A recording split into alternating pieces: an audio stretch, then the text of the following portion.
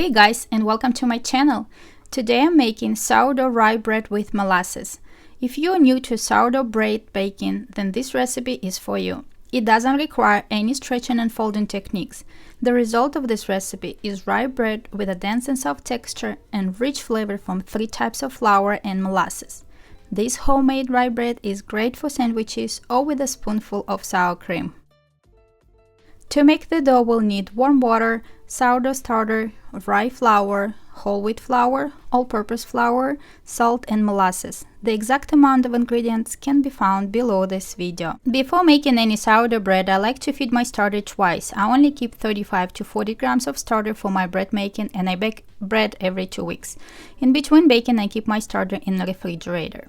Around 9 o'clock at night, I take my sourdough starter out of the fridge and feed it for the first time. So it's day 1 around 9 p.m. I take about 35 grams of cold starter, add 35 grams of water at room temperature, and 35 grams of flour. I like to use about a teaspoon of whole wheat flour, and the rest of the flour is all-purpose unbleached flour.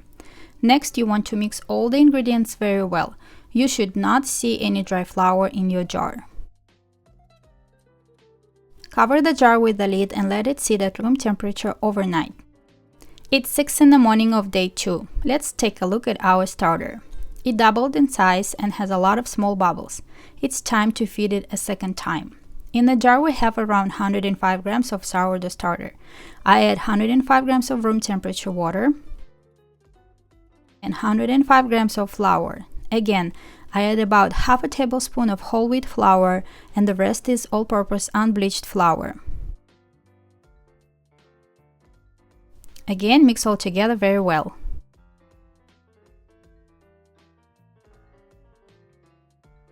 Cover the jar with the lid and let it sit at room temperature for about 4 to 6 hours, or until it's more than doubled in size. If you wish, you can mark the level of the sourdough starter with a rubber band.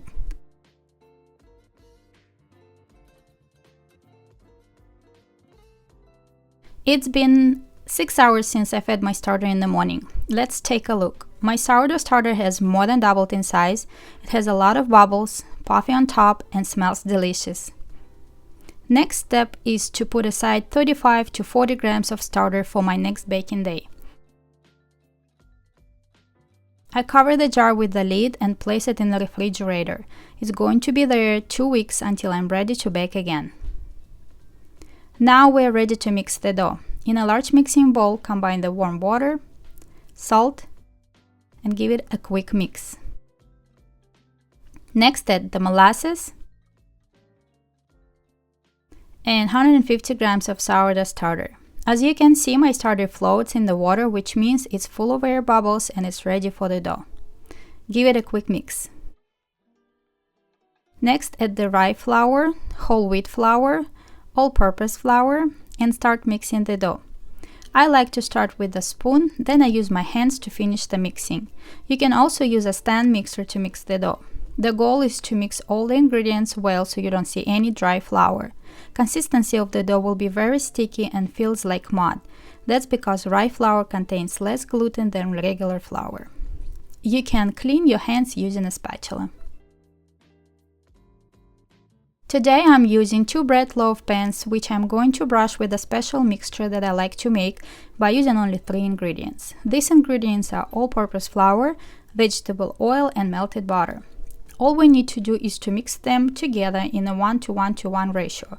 For example, 20 grams of butter, 20 grams of oil, and 20 grams of flour. This mixture will prevent the dough from sticking to the pan during the baking and will help to remove the bread from the pan without sticking.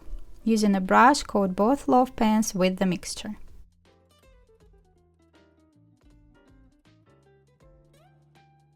Next, we need to divide the dough into 2 equal parts. You can do it by eye or using a kitchen scale. After that, need to press the dough into the pan. You can use a spatula or a wet palm of your hand.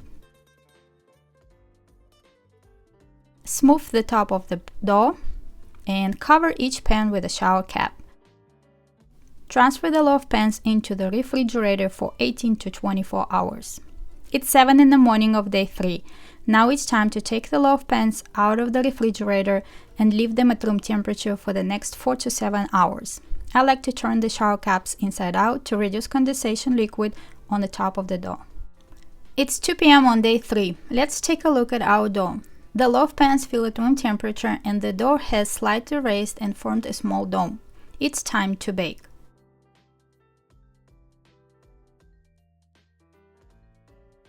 Preheat the oven to 430 degrees Fahrenheit. Place the loaf pans in the middle rack and bake for 35 to 40 minutes.